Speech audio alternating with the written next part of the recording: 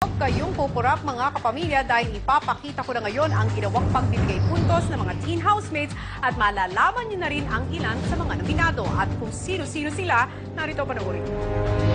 Binibigyan ko po ng 1 point si Tom. Pinipili lang po niya yung mga tao na gusto po niyang pakisamahan and minsan po ang harsh po niya magsalita. Binibigyan ko po ng 2 points si Maris. Nawawala po yung 200% po effort nitong nakaraang weekly task po nung sa concert.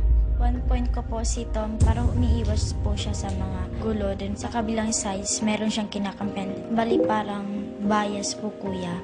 2 points po kay Ryan. Sobrang close na nila ni Karen. Hindi niya na po napapansin ng ibang housemates. Binibigyan ko pong 1 puntos si Roy. Isa po yung mga biro niya. Hindi na nakakatawa. Binibigyan ko ng 2 points si Maris.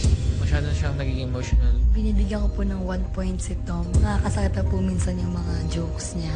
Binibigyan po ng 2 points si Maris kasi po parang iingayin na po ako sa kanya po.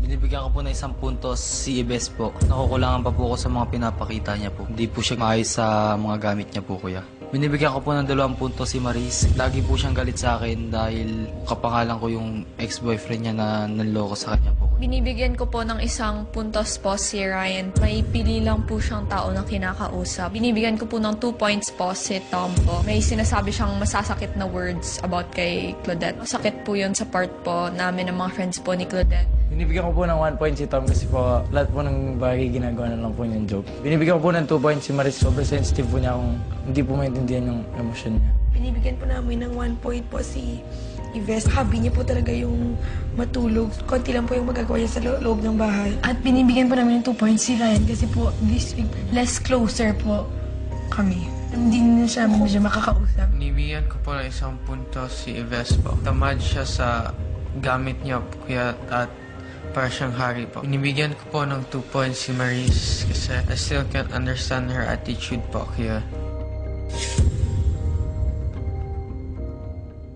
And there you have it mga kapamilya, sina Marisa at Tom na nga ang unang